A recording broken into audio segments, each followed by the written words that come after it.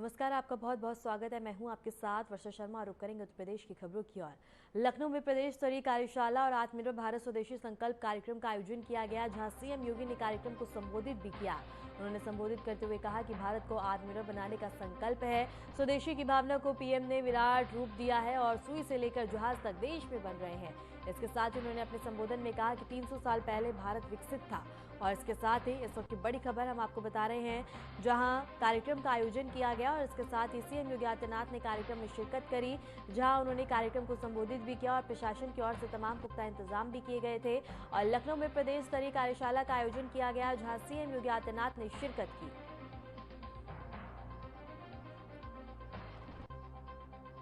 इस वक्त की बड़ी खबर हम आपको बता दें,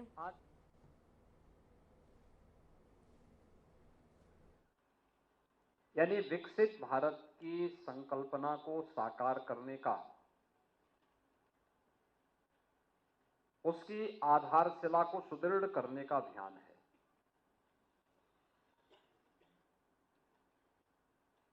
स्वदेशी अब केवल एक नारा नहीं है और स्वदेशी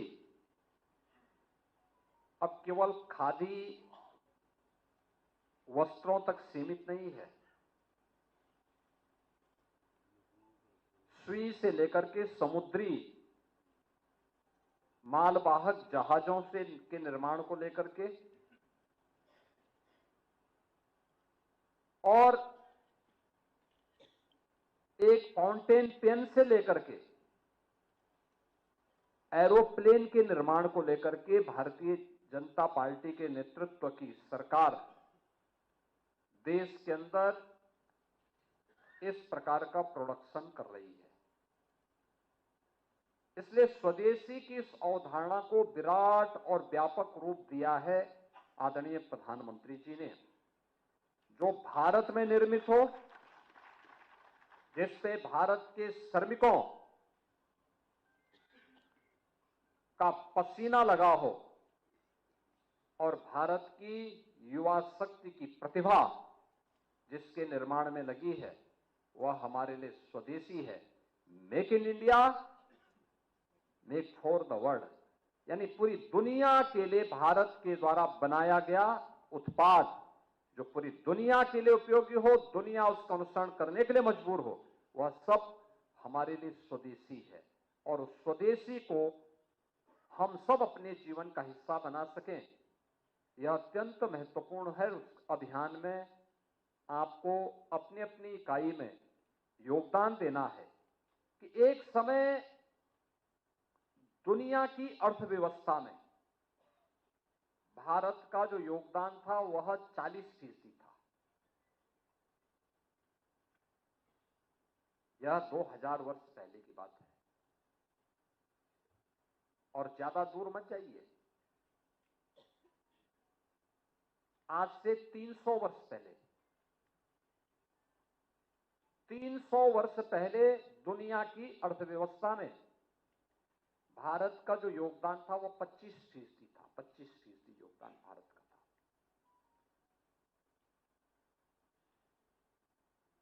उद्योगों से उत्पादन में भारत का, यानी औद्योगिकीकरण में जो उत्पादन होता था, उसमें भारत का योगदान नंबर 1 पर था। 25% का योगदान अकेले भारत का हुआ करता था। भारत का मतलब आज का भारत, पाकिस्तान और बांग्लादेश, जिसको आप बृहत्तर भारत कहते हैं। यानी 300 वर्षों तक भारत दुनिया की नंबर 1 की आर्थिक ताकत थी, नंबर 1 का उत्पादक राष्ट्र था और कृषि में तो भारत की कोई सानी ही नहीं थी। समाजवादी पार्टी के नेता आजम खान को उनके खिलाफ दर्ज सभी मामलों में जमानत मिलने के बाद सीतापुर जेल से रिहा कर दिया गया। लगभग 23 महीने के लंबे इंतजार के बाद आजम खान सीतापुर जिला कारागार से बाहर निकले तो सपा कार्यकर्ताओं में खुशी की लहर दौड़ गई। सीतापुर प्रशासन ने उनकी रिहाई के दौरान कड़े सुरक्षा इंतजाम किए। सुरक्षा प्रोटोकॉल के तहत एसडीएम, सीओ और एडिशनल एसपी को सीतापुर बॉर्डर तक छोड़ने की जिम्मेदारी सौंपी गई। लखनऊ में इस मौके पर सपा प्रमुख और सांसद अखिलेश यादव ने कहा कि सपा नेता आजम खान जेल से रिहा हो गए हैं, इसके लिए हम न्यायालय न्यायालय का आभार व्यक्त करते हैं। समाजवादियों को विश्वास था कि न्याय मिलेगा और हमें उम्मीद है कि आगे बीजेपी द्वारा कोई झूठा मुकदमा दर्ज नहीं किया जाएगा और न ही कोई अन्याय होगा। जेल में बंद सपा के गद्दावर नेता आजम खान आखिरकार जेल से रिहा हो गए। रिहाई की खबर फैलते ही रामपुर से लेकर सीतापुर तक समर्थकों की भारी भीड़ उमड़ पड़ी। लगातार पुलिस प्रशासन चप्पे चप्पे पर निगरानी बनाए हुए थी। वहां पुलिस लगातार भीड़ को खदेड़ने का काम कर रही थी। जिला कारागार के बाहर आजम खान से मुलाकात करने के लिए रामपुर से आए समर्थकों की भीड़ जमा रही। साथ ही आपको बता दें कि अक्टूबर 2023 से जेल में बंद चल रहे थे आजम खान की रिहाई के बाद सियासी गलियारों में हलचल तेज हो गई है। कई दलों के नेता आजम खान को बधाई देने के लिए सीतापुर जेल पहुंचे। अब सबकी निगाहें इस पर टिकी हुई हैं कि रिहाई के बाद आजम खान राजनीति में कितना सक्रिय भूमिका निभाते हैं। वीडियो जर्नलिस्ट के साथ मैं अवनीश सिंह, आर्यन टीवी, सीतापुर। हो गया है उससे पहले 1 महीना, और 1 महीने पहले जब तय किया था कि नवरात्र में इस तारीख को यहाँ पर उद्घाटन होगा, और आज ही हम लोग देख रहे हैं कि समाजवादी पार्टी के नेता आदरणीय आजम खान साहब, उनकी भी रिहाई हो चुकी है। इसके लिए मैं कोर्ट को धन्यवाद देना चाहता हूँ, और यही हम समाजवादियों का भरोसा था कि कोर्ट न्याय करेगा और उन्हें न्याय मिलेगा। हमें उम्मीद है कि आने वाले समय में एक भी झूठा मुकदमा या इस तरह का सरकार जो लगातार भारतीय जनता पार्टी की और वहाँ का विधायक, खासकर जो रामपुर का विधायक, वो भारतीय जनता पार्टी के लोग मिलकर के, और एक ऐसा अधिकारी जिसको एक्सटेंशन पे एक्सटेंशन पे एक्सटेंशन पे एक्सटेंशन पे एक्सटेंशन, कम बोला है मैंने, लगातार मिला है, वो अन्याय नहीं करेंगे। हमारे समाजवादियों के लिए खुशी का समय है कि जहां पर वो आज रिहा हो करके आज जेल से रिहा हुए हैं। वो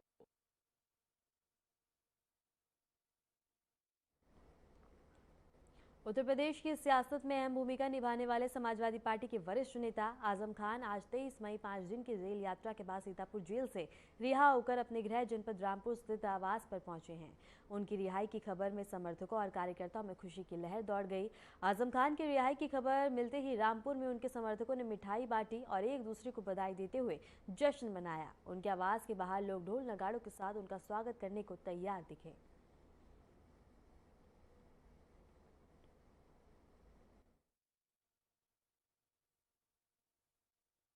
आज आए मिठाई लेकर, क्या कहना चाहेंगे? किस तरह ये खुशी हम लोगों को बेजा खुशी है कि उनको जमानतें हो गई और वो हम लोगों के दरमियान आएंगे। यहाँ पे आने के बाद हमारे लोगों का यूनिवर्सिटी का कार्य वो था, बहुत से ऐसे काम पड़े हुए थे जो अधूरे रह गए थे। इंशाल्लाह वो होने शुरू होंगे। सब लोगों को खुशी है। तो आज आप मिठाई लेकर आए, मिठाई भी तकसीम करेंगे? सबको तो पब्लिक के लिए है साहब, खुशी हो रहा है।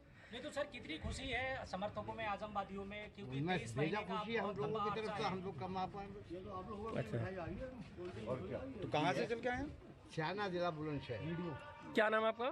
मेरा नाम बदरुल इस्लाम है, चौधरी बदरुल इस्लाम।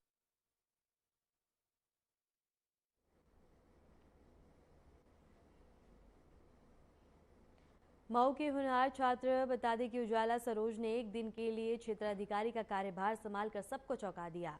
कक्षा 11 में पढ़ने वाली उजाला ने एक दिन का सीईओ बनने के अवसर पर नगर कोतवाली पहुंचकर अधीनस्थों को दिशा निर्देश दिए और कानून व्यवस्था पर विशेष ध्यान देने को कहा गया। यह कार्यक्रम बालिका सशक्तिकरण और बेटी बचाओ बेटी पढ़ाओ अभियान के तहत आयोजित किया गया, जिसमें बता दें कि उजाला सरोज को उनकी उत्कृष्ट शैक्षणिक उपलब्धियों और नेतृत्व क्षमता को देखते हुए चुना गया। सीईओ की कुर्सी पर बैठते ही उजाला ने नगर कोतवाली के पुलिस अधिकारियों और कर्मचारियों को साफ सफाई, समय पालन और जनता से व्यवहार करने को लेकर निर्देश दिए।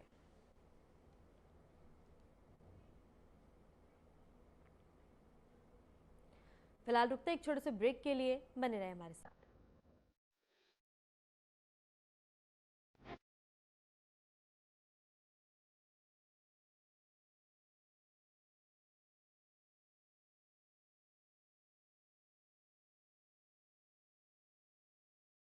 2047 में कैसा होगा विकसित भारत का विकसित उत्तर प्रदेश? क्या आप चाहते हैं कि कृषि क्षेत्र में नवाचार और पशुधन की समृद्धि से बढ़े अन्नदाता की आमदनी, गांव-गांव तक पहुंचे चौड़ी सड़कें, हवाई यात्रा के लिए किसान की जेब में हो पैसे, विश्व स्तरीय शिक्षा और वर्ल्ड क्लास इलाज, बढ़े उद्योग, रोजगार, नौकरी और अपना व्यापार, रिन्यूएबल और ग्रीन एनर्जी हो यूपी में फुल, ताकि कभी न हो बत्ती गुल। डीप टेक, एआई और इलेक्ट्रॉनिक संसाधनों का बिछे जाल, सांस्कृतिक धरोहर का पुनर्जागरण और गौरव काल। क्या आप चाहते हैं ऐसा उत्तर प्रदेश? अगर हाँ तो उठाइए मोबाइल, क्यूआर कोड को स्कैन करें और पोर्टल samarthuttarpradesh.up.gov.in पर लिखकर या बोलकर दर्ज कराएं सुझाव। आपके सुझाव से बनेगा विकसित यूपी का रोड मैप और मूल्यवान सुझाव देने वाले किए जाएंगे सम्मानित, क्योंकि आपकी राय विकसित यूपी बनाए।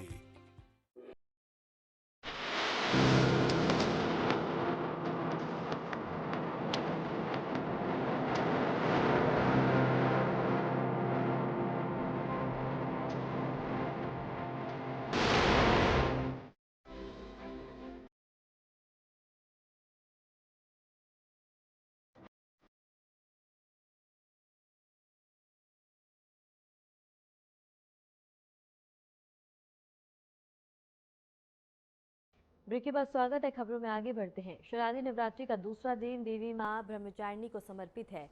मां ब्रह्मचारिणी माता दुर्गा के 9 स्वरूपों में दूसरा रूप है। बता दें कि ब्रह्मचारिणी का स्वरूप साधना, तपस्या और संयम का प्रतीक माना जाता है। मान्यता है कि इस दिन की गई पूजा से ज्ञान, तप और वैराग्य की प्राप्ति होती है।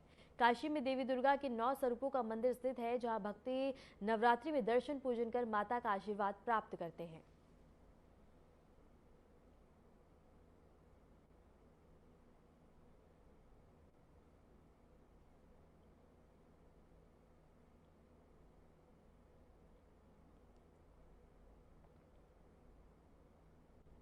खबर जालौन से है, जहां जिले में यातायात व्यवस्था की लापरवाही सामने आई है। उरई के कोच रोड क्षेत्र में एक वीडियो वायरल हुआ, जिसमें देखा जा सकता है कि स्कूल के स्कूली बच्चों को ई रिक्शे में भूसे की तरह ठूसा जा रहा है।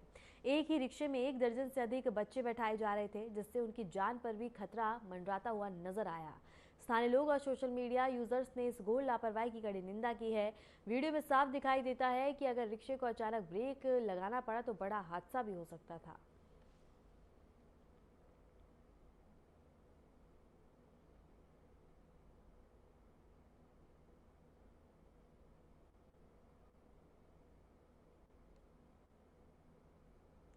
और जालौन से ये खबर है, जहां आप देख सकते हैं कि किस तरह से रिक्शे में बच्चों की तरह इकट्ठे ही एक साथ बैठाया हुआ है, जिससे कोई हादसा भी हो सकता था। बहराइच के दरगाह थाना क्षेत्र में दर्दनाक सड़क हादसा हुआ है। तेज रफ्तार वाहन ने सड़क किनारे बता दें कि फूल तोड़ रही 2 महिला और उनके पुरुष को रौंद दिया। हादसे में 3 की मौके पे ही मौत हो गई। पुलिस ने घटनास्थल पर पहुंचकर शवों को कब्जे में लेकर पोस्टमार्टम के लिए भेज दिया और हादसे की जानकारी पाकर स्थानीय लोग भी घटनास्थल पर जुट गए हैं और पुलिस ने मृतकों के परिजनों को सूचित किया है।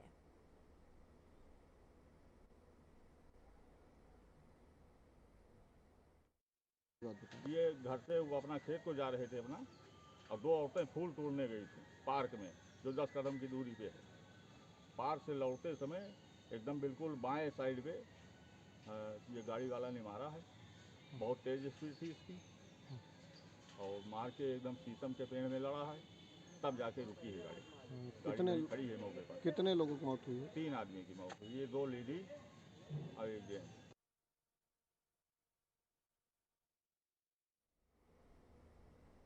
रायबरेली के विकासखंड के प्राथमिक विद्यालय में बड़ा मामला सामने आया। बच्चों को निःशुल्क मिलने वाली सरकारी किताबें कबाड़ी को बेचने का वीडियो वायरल हुआ है। ग्रामीणों ने प्रिंसिपल शैलजा तिवारी पर गंभीर आरोप लगाते हुए बताया कि स्कूल परिसर में ही कबाड़ी को बुलाकर किताबें बेची जा रही थीं। ग्रामीणों ने कबाड़ी को बता दें कि किताब लेते हुए रंगे हाथ पकड़ लिया। मामला आमने सामने आने के बाद शिक्षा विभाग में अब हड़कंप मच गया है।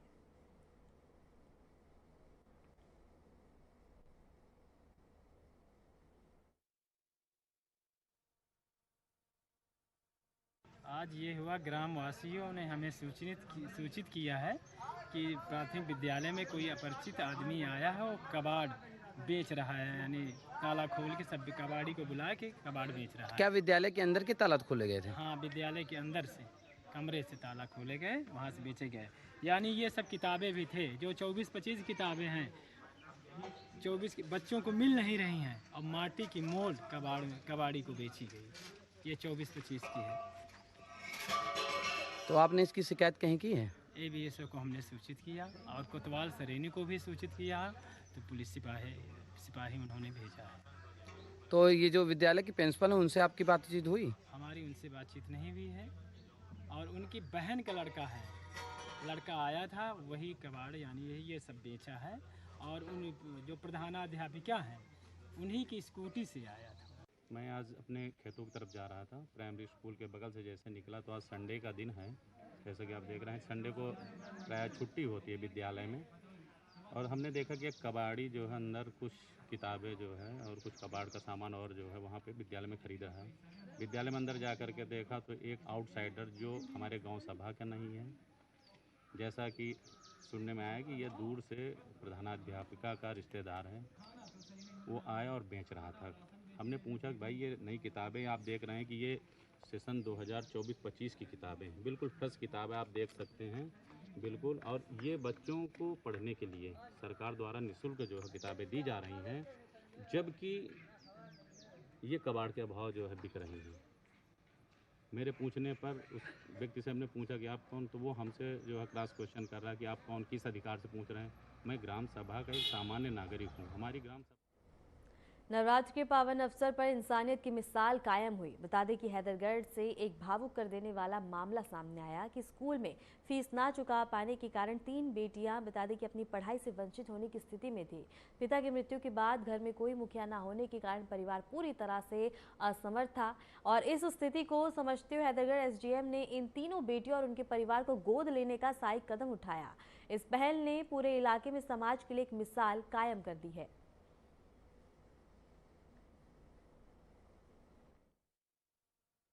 आज एक संपूर्ण समाधान दिवस के दरमियान एक प्रार्थना पत्र प्राप्त हुआ, जिसमें ये मालूम हुआ कि एक बच्ची राधिका है जिसके पिता स्वर्गीय राकेश जी ये पंजाब में एक ढाबा चलाते थे और बहुत दुर्भाग्यपूर्ण हुआ कि उनकी मृत्यु हो गई। तो ये बच्ची मेरे पास आई हुई थी कि एक हमारा प्राइवेट स्कूल से नाम कटवा दिया जाए, क्योंकि फ़ी अफोर्ड करने में सक्षम नहीं थे। तो ये चाह रहे थे कि हमें किसी सरकारी स्कूल में डाल दिया जाए। मेरे द्वारा विद्यालय के प्रबंधक से बात की गई, विद्यालय के प्रधानाचार्य से बात की गई। पता चला कि बच्चे पढ़ने में बहुत अच्छे हैं, तो इन बच्चों को मैंने शैक्षिक रूप से गोद ले लिया है। अब इन तीनों बच्चों की पढ़ाई लिखाई की जिम्मेदारी मेरी रहेगी। यद्यपि इनके माता पिता इनके अभिभावक के रूप में रहेंगे, परंतु मैंने इनको इनके शैक्षिक अभिभावक के रूप में मैंने अपनी ये जिम्मेदारी ली है। तो अब ये बच्चे खूब तरक्की करें। मतलब कैसे आप देखते हैं, किस नज़रिए से देखते हैं? SDM सर ने तो बहुत अच्छा काम किया है हमें पढ़ा लिखा कर, पर हमारी मम्मी को कोई नौकरी मिल जाती तो बहुत धन्यवाद होता। तो नवरात्र के पावन दिनों में अगर हम बात करें तो क्या कहेंगी देश की बेटियों से और SDM और सरकार को लेके क्या कहेंगे? SDM सर ने तो बहुत अच्छा किया है हमारे लिए। SDM सर को थैंक यू। आप बताइए क्या कहेंगे? SDM सर ने बहुत अच्छा काम किया है, उनको और सरकार को थैंक यू। उनकी बदौलत हम आज स्कूल जा रहे हैं, पढ़ रहे हैं। लेकिन हम चाहते हैं कि अगर मतलब उनका ट्रांसफ़र हो गया तो हम पढ़ेंगे कहाँ से? उन्होंने तो बोला है कि हम आपकी जिम्मेदारी लेते हैं, लेकिन मान लो अगर स्कूल वालों ने हमें आगे फ्यूचर में जाके तंग किया फीस के बारे में, तो हम चाहते हैं हमारी माँ की कोई छोटी मोटी आंगनबाड़ी में नौकरी मिल जाए ताकि वो कमा सके और हमारी फीस भर सके। हमारे बीच में और भी लोग हैं, आई जानते क्या बेटे क्या नाम है आपका? रूपिका। ये बताइए कैसे आप अगर SDM की बात करें, नवरात्र के पावन दिन चल रहे हैं, तो ऐसे में SDM की जो ये मतलब SDM की पहल है उसको कैसे आप देखते हैं? पहले तो उस सर को थैंक यू बहुत सारा कि हम लोगों गरीब लोगों की मदद की उन्होंने, और जो हम मतलब थोड़ी बहुत दिक्कत आ रही है वो मदद कर रहे हैं हमारी। बोला है कि आपको जो भी परेशानी आएगी हम आपकी मदद करेंगे। तो ऐसे में मतलब एक अगर हम बात करें उत्तर प्रदेश के बाराबंकी जिले के हैदरगढ़ के जो पहले SDM हैं जिन्होंने आपके मतलब आप सबको गोद लिया है जी, तो ऐसे में कैसे मतलब उन सर को और उत्तर प्रदेश सरकार को कैसे धन्यवाद करती हैं? उनको बहुत सारा थैंक यू कि उन्होंने हम लोगों गरीब लोगों की मदद की। आजकल कोई नहीं पूछता पर उन्होंने हम लोगों गरीब लोगों की मदद की, उनको बहुत सारा थैंक यू। हाँ, देखिए साफ रूप से अगर हम बात करें उत्तर प्रदेश के बाराबंकी जिले की तो मतलब तमाम यहाँ पर उप जिलाधिकारी हैं, अगर हम बात करें या प्रदेश भर में तमाम अधिकारी हैं, लेकिन बहुत ही कम मामले निकल के आते हैं जब किसी परिवार गरीब परिवार को गोद लेकर उसकी जिम्मेदारी उठाई जाती है। ये बड़ी बात है कि आज मतलब नवरात्र के पावन दिन पर अगर हम बात करें इन बेटियों को और इन परिवार को साफ रूप से जो एक मतलब मदद मिली है और जो पहल एसडीएम की सामने आई वो काबिले तारीफ है। मतलब बहुत ही काबिले तारीफ है और आगे क्या अपडेट होगा देखने वाली बात होगी। अब देखना होगा इस परिवार को कहां तक जो है आर्थिक अपडेट लगातार एसडीएम का मिलता रहेगा या फिर सरकार से कोई बड़ी अपडेट सामने आती है या फिर किसी को नौकरी मिलती है। आरएनटीवी न्यूज चैनल के लिए बाराबंकी से जितेंद्र शुक्ला। जालौन के कोतवाली क्षेत्र के घंटाघर चौराहे पर विवाद हाई वोल्टेज ड्रामा में बदल गया। आपसी कहासुनी के बाद एक महिला ने युवक पर ईंट पत्थर से हमला कर दिया। स्थानीय लोग इस घटना को देखकर हैरान हो गए और कुछ ने तो पूरा दृश्य मोबाइल में रिकॉर्ड किया। वायरल वीडियो पर अब बता दें कि कई सवाल उठते हुए नजर आ रहे हैं, जिससे मामला काफी ज्यादा चर्चा में है।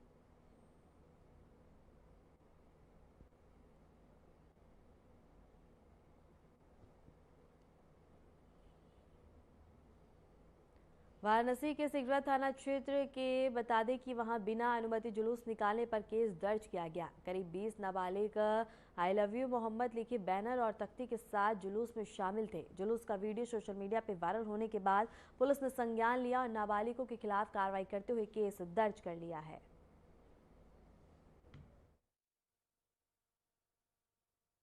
देखिए जो ये सिगरा में लल्लापुला चौकी क्षेत्र है, इसके अंदर एक बिना अनुमति के 15-20 लोगों द्वारा अज्ञात लोग थे, उनके द्वारा एक जुलूस निकाला गया था और इसमें क्योंकि अनुमति नहीं थी और ये एक छोटे से गली में ही निकाल के समाप्त भी कर दिया गया था, लेकिन इसका संज्ञान लेते हुए अज्ञात व्यक्तियों के ऊपर अभियोग पंजीकृत कर दिया गया है और इनको तस्दीक किया जा रहा है। और बिना अनुमति के यदि कोई भी जुलूस इस तरीके का निकाला जाता है तो उससे शांति व्यवस्था जो है उसमें बिगड़ने की आशंका बने रहती है और इसी को लेकर के जो 299 और 196 बीएनएस की धाराएं हैं इसमें अभियोग पंजीकृत किया गया।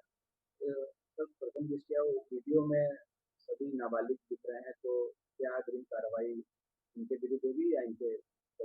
इसमें अभी पहले तस्दीक किया जा रहा है कौन कौन ये लोग हैं। सीतापुर कोतवाली नगर और क्राइम ब्रांच की संयुक्त टीम ने मुठभेड़ के दौरान 25,000 रुपए का इनामी अपराधी गिरफ्तार किया। अभियुक्त पर आगरा, बरेली, लखनऊ, बाराबंकी और सहारनपुर सहित कई जिलों में दर्जनों केस दर्ज हैं। मौके से अवैध तमंचा, कारतूस और नंबर प्लेट वाली बाइक, 3 सोने के टुकड़े और 1 सोने की चैन और इसके साथ ही नगद बरामद हुए हैं। आरोपी ने पुलिस पर फायरिंग कर भागने की कोशिश की, लेकिन आत्मरक्षा गिरफ्तार कर लिया गया।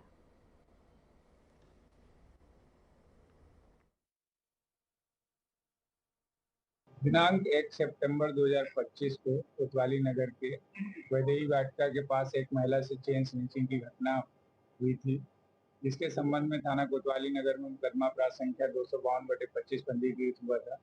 उस घटना के अनावरण के लिए पुलिस अधीक्षक महोदय के निर्देश के क्रम में 5 टीमें गठित की गई थी, जिनके द्वारा ग्राउंड से सीसीटीवी फुटेज एवं भौतिक एवं इलेक्ट्रॉनिक संकलन किए गए, जिसमें घटना करने वाले एक व्यक्ति का नाम प्रकाश में आया, सुनील बहादुर, जिसके संबंध में फील्ड से भी जानकारी की गई और विवेचना में इसका नाम प्रकाश में आने के बाद इसके ऊपर 25,000 रुपए का इनाम घोषित हुआ। टीमों द्वारा इसकी गिरफ्तारी के लिए प्रयास किए जा रहे थे। कल दिनांक 22/9/25 को कनवा खेड़ा के पास चेकिंग की जा रही थी। ये आता हुआ दिखाई दिया तो इसको रोकने का प्रयास किया गया, इसके द्वारा पुलिस पार्टी पर फायरिंग की गई। बदायूं के सहसरान थाना क्षेत्र में पुलिस और बदमाशों के बीच मुठभेड़ हुई। पुलिस ने 25,000 के इनामी गौ तस्कर को गोली मारकर गिरफ्तार किया। मुठभेड़ में एक सिपाही भी घायल हुआ है। आरोपी के पास से 315 बोर तमंचा, 1 खोखा कारतूस और 3 जिंदा कारतूस बरामद हुए। घायल सिपाही और गिरफ्तार तस्कर को जिला अस्पताल में भर्ती करवाया गया। पुलिस ने बताया कि तस्कर गौवंशीय पशुओं को काट कर उनका मांस बेचा करता था।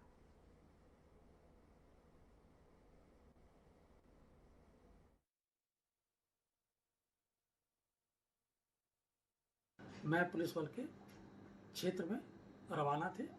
उसी दौरान एक मुखबिर के द्वारा सूचना प्राप्त हुई कि उनके थाना क्षेत्र का सातिर बदमाश शकील उर्फ बड़े कचरा वाले रास्ते से बाहर भागने के फिराक में है, जो कि 25,000 का इनामी है और वांछित भी है।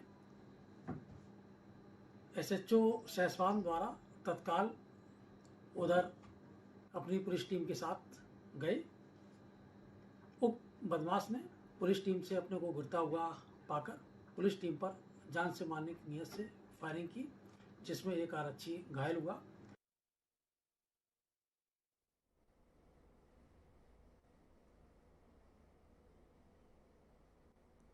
फिलहाल के लिए उत्तर प्रदेश की खबरों में इतना ही। नमस्कार।